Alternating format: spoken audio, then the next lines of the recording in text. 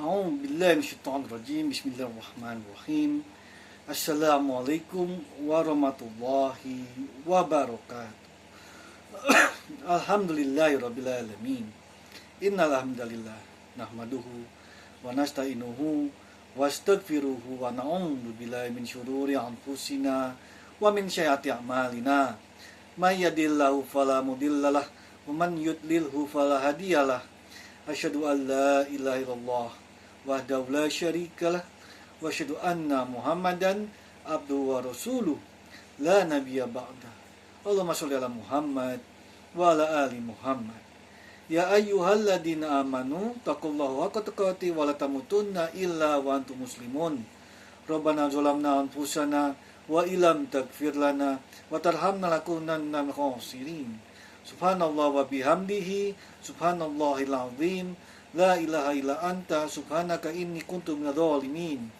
hasbunallah wa ni'mal wakil ni'mal maula wa ni'man nasir Allahumma sholli ala Muhammad wa ala ali Muhammad subhana rabbika rabbil izzati amma yasifun wassalamun ala mursalin walhamdulillahi rabbil alamin ibadallah inna allaha malaikatahu yushollu ala nabi ya ayyuhalladzina amanu shollu alaihi wa sallimu taslima. Allahu ta'ala karim. A'udzu billahi minasyaitonir rajim. Bismillahirrahmanirrahim. Qul huwallahu ahad. Allahus samad. Lam yalid wa lam yulad wa lam yakul lahu kufuwan ahad. Shadaqallahul azim. Raditu billahi rabbah wa bil islami dinah wa bil muhammadin nabiyya wa rasulah. Ya Rabbana walakal hamdu hamdan katsiran thayyiban barakan fihi amma ba'du. Tema ceramah kita hari ini adalah pentingnya berempati kepada orang yang sedang berduka.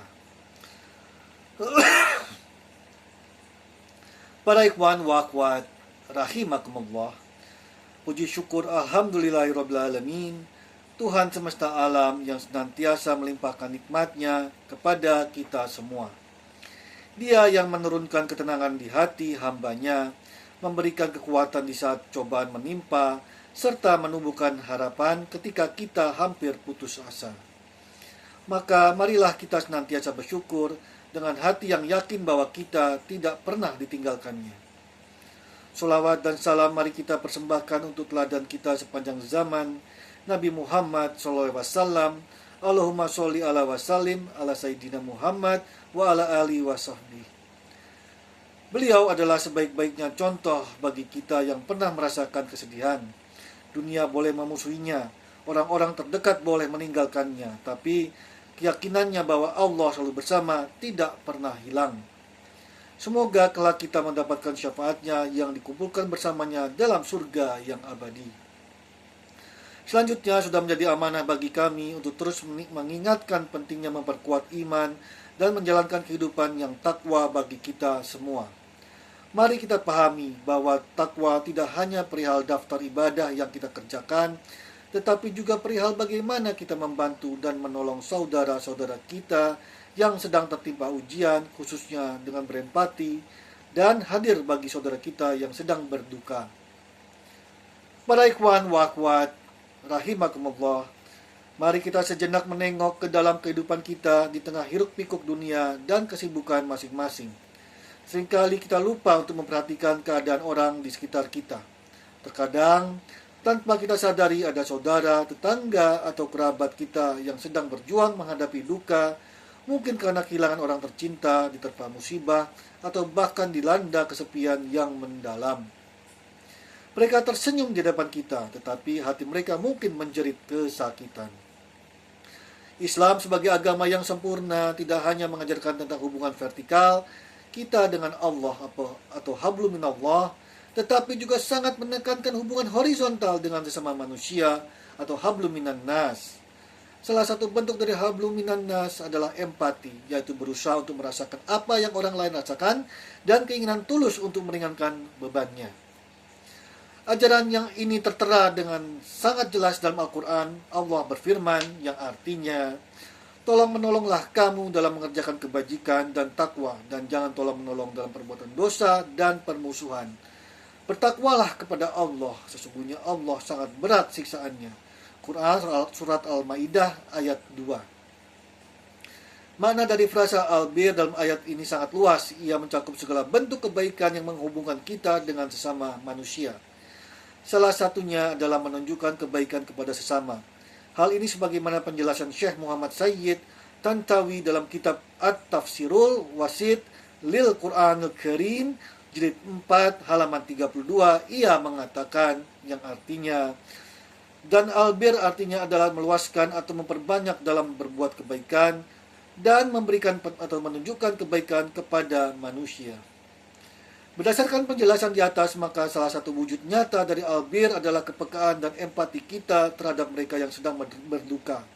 Ketika kita mendatangi saudara yang tertimpa musibah, mendengarkan keluh kesahnya atau sekadar menghibur dengan kata-kata yang menenangkan, itulah praktik dari tolong-menolong dalam kebajikan yang Allah perintahkan kepada kita semua. Para ikhwan wa akhwat rahimakumullah, dengan memiliki kepekaan dan empati kepada sesama, ini menjadi bukti bahwa iman kita tidak hanya berdiri di atas ritual ibadah personal saja, tapi juga terwujud dalam kepedulian dan kelembutan hati terhadap sesama. Dan ini merupakan salah satu alasan kenapa Allah menyandingkan kata tolong-menolong dengan kata takwa, agar kita bisa memadukan keduanya dan tidak hanya mengerjakan salah satunya. Berkaitan dengan ini, Imam Abu Abdillah Al-Qurtubi dalam kitab Al-Jami' li Ahkamil Quran jilid 6 halaman 47 mengatakan yang artinya, Allah mendorong untuk saling tolong-menolong dalam kebajikan dan menyandingkannya dengan takwa kepadanya. Karena dalam ketakwaan terdapat ridho Allah SWT, dan dalam kebajikan terdapat ridho manusia. Dan barang siapa yang menggabungkan antara ridho Allah dan ridho manusia, maka sungguh telah sempurna kebahagiaannya dan telah melimpah nikmatnya. Dari penjelasan ini dapat memahami bahwa berempati kepada mereka yang sedang berduka bukanlah perkara kecil, melainkan jalan untuk meraih dua keridhaan sekaligus, yaitu ridho Allah dan manusia.